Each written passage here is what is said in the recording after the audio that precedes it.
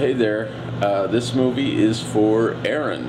It's a little video of my favorite gluten-free recipes, so let's have a look. I've got some butter and margarine. You can tell by the proportion which one I prefer to bake with. A little white sugar, a little brown sugar, sorghum flour, rice flour, baking soda, salt, a little bit of eggs, some dried cranberries, some white chocolate chips, a little bit of vanilla, and a little bit of juice and zest of lime and lemon. So let's put this together. So we're going to throw the butter in the bowl first, along with the margarine, and we're going to mash it around, get that good and soft so we can start working with it. So this is starting to soften, but still needs a bit, so we're going to throw that on top of the oven. Alright, while we were waiting for this to soften, I got an order for a 12-inch gluten-free barbecue chicken, no mushrooms. But also I figured it's kind of silly for me to show you how to make it, since you probably already know that, and not show the proportions. So anyway, this is 287 grams of butter. That's 120 grams of white sugar. That's 239 grams of brown sugar. Like I said earlier, that's 132 grams of eggs. We got about 11 grams of vanilla. We've got 300 grams of sorghum, 131 grams of rice, and we've got 5 grams of baking powder, 4 grams of salt, 150 grams of dried cranberries, 150 grams of white chocolate. Probably going to do about 5 grams of the lemon lime. It doesn't have to taste like lemon. It just needs that little tang to add a little sharpness and depth. You won't taste the lemon lime. It's just going to enhance all the other flavors. So yeah, we'll keep going on getting this soft, and we'll start adding ingredients. Yeah! Well, as you can see, I've thrown in the dry ingredients. Just going to set you guys over here. Hopefully you can see what I'm doing. And probably getting a lovely shot of my elbow for sure. Just going to get that mixing in. I don't do a lot of gluten-free baking, but I came up with this recipe and it's been just about perfect. It makes a perfect cookie, so I'm really pleased with it and proud of it. And I figure that people who do gluten-free baking can get all the recipes and the help they can, because there's not exactly a wealth of info out there on it. So this one, like I said, it's good. I don't even have to tell people it's gluten-free, and I'm real proud of it.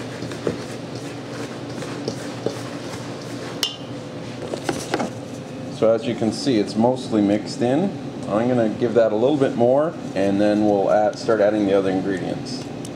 Alright, so we got most of that incorporated, so we're going to add our eggs. It's 132 grams of eggs, about 2 1/4 eggs. So,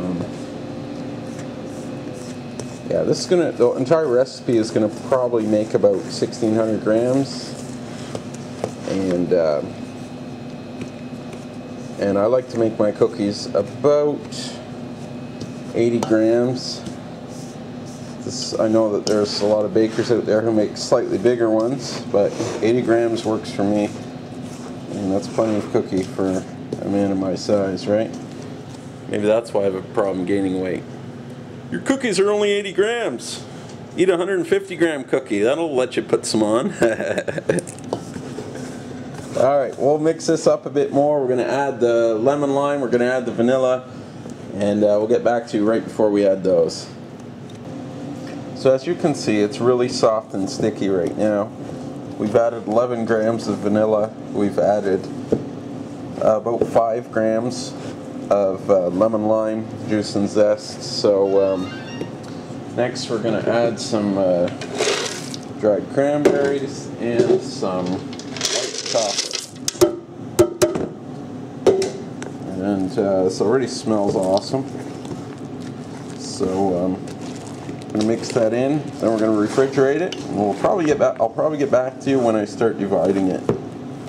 All right. So this has sat overnight in the fridge, and we're just going to roll it out now.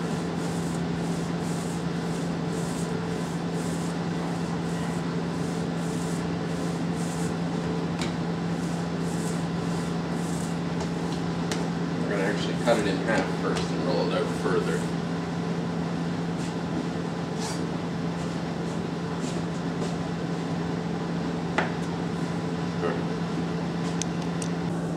Alright, so we're going to roll this out in halves. And then we'll wrap it in Teflon paper.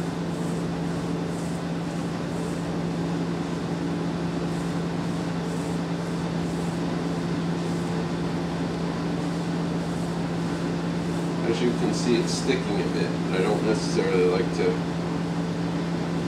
use flour on it.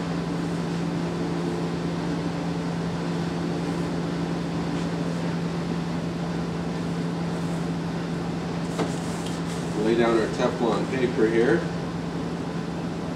and that just gets it. Now we can roll it a bit more while it's in the Teflon. Like that, we can put it in the fridge, and it will won't dry out. It'll get a little harder.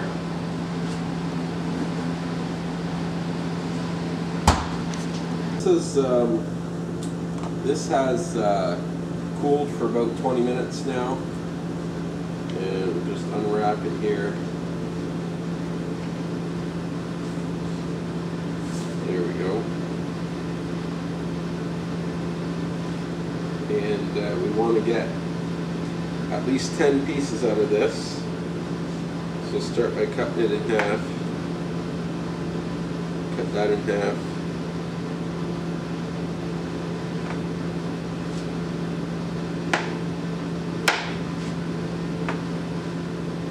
This is probably going to make 12, yeah.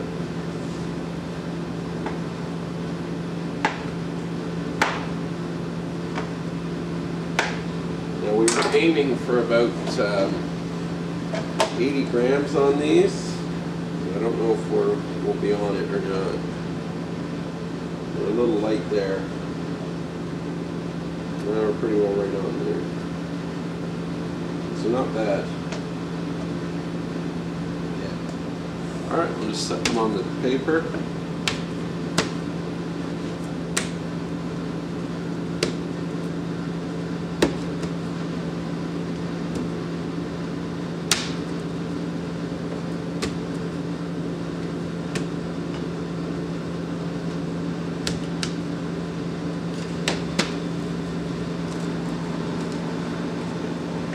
There, we'll move on to the next one. So once you have these evenly spaced, just give them a little press down. Use the ball of your hand. The reason for that, it lets the center drop a little more than the outside of the cookie.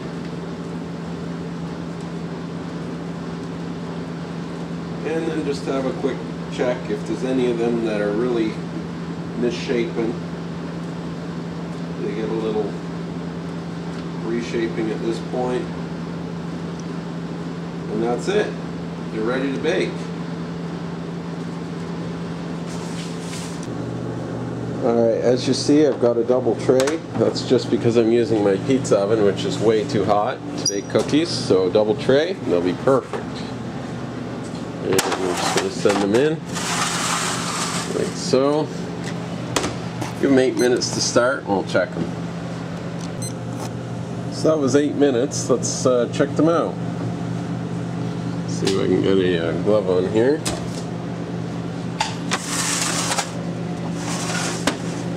And we're going to need a bit, but see the edges on this one are starting to brown, so that means it's time to turn. It's going to take 3 minutes probably.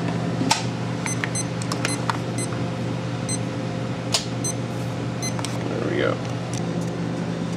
Alright, let's have a look. Just about. I'm going to want to give those a wee bit more, that's all. 2 minutes max.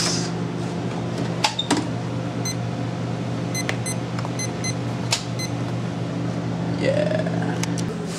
Alright, these have been in for 13 minutes and they are ready. And they are beautiful. We'll let them cool for just a minute and then we'll put them on a rack.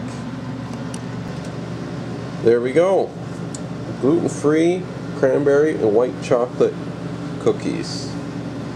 Kind of suitable for Christmas, don't you think? A little bit of vanilla in them.